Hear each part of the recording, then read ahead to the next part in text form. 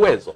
Kwa hiyo msimamo wako kwa sasa kwamba Chadema hawana uwezo wa kuweza kuzuia uchaguzi. Kwa sababu hawana mkakati, hawana uwezo.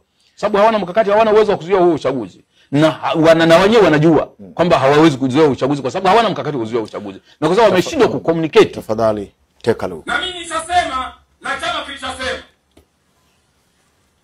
kama inafika 2024 hakuna katiba mpya na hakuna tume huru ya uchaguzi. Kwanza huyu mtu unamfahamu? Namfahamu. Unamfahamu? Ni nani? Ni mimi. Na bahati mbaya waandishi wa habari wao wanarekodi vibaya. Kilimanjaro nilisema kuna mtu mmoja wa wananchi akarekodi vibaya. Naomba niweke vizuri, msinukuu vibaya.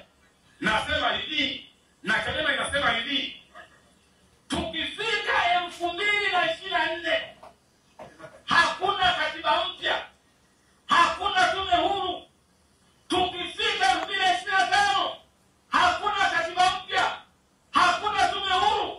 Ni vizuri kaka, mimi nakupongeza, wamekuja kawaambie. Tunasema hivi, uchaguzi hautakuwepo.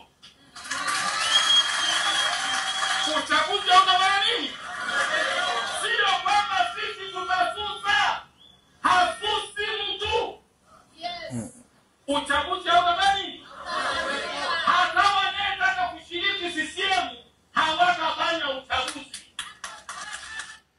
Unaweza waeleza wa Tanzania ya kwamba hiki ulichokizungumza na hiki kinachofanyika wakati huu utofauti wake uko wapi? Hakuna tofauti. Tatizo hakuna mkakati. Wakati unasema maneno haya, haukujua ya kwamba Chadema hakina mkakati huo? Mkakati unataka kutengenezwa.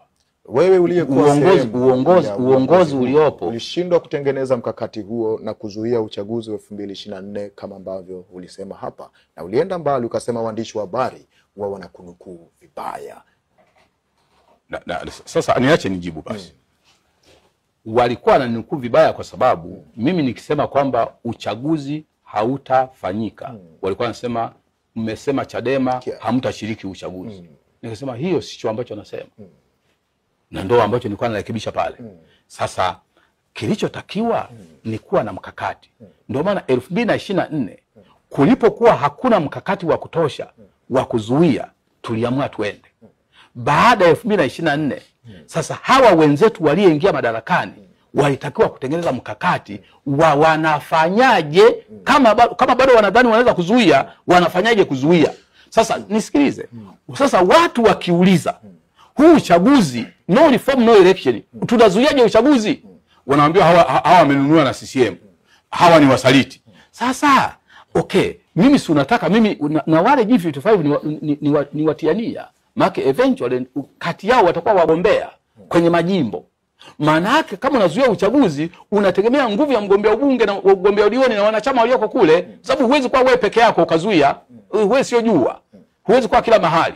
Sasa kama ni kweli unataka kuzuia, maana ungetakuwa waambie wale mkakati wako ni nini, ili mkakati ule waushushe chini. Sasa huna mkakati. Kauli hii ilikuwa ni msimamo wako binafsi, ulikuwa ni msimamo wa chama? Nimeshasema toka mwanzo. Ilikuwa ni msimamo. Ulikuwa ni msimamo wa chama kutoka Makueni, nisikilize.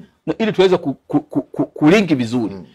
Ulikuwa ni msimamo wa chama wa kutoka kwenye retreat ya kamati kuu ya Makueni ya mwaka 2020.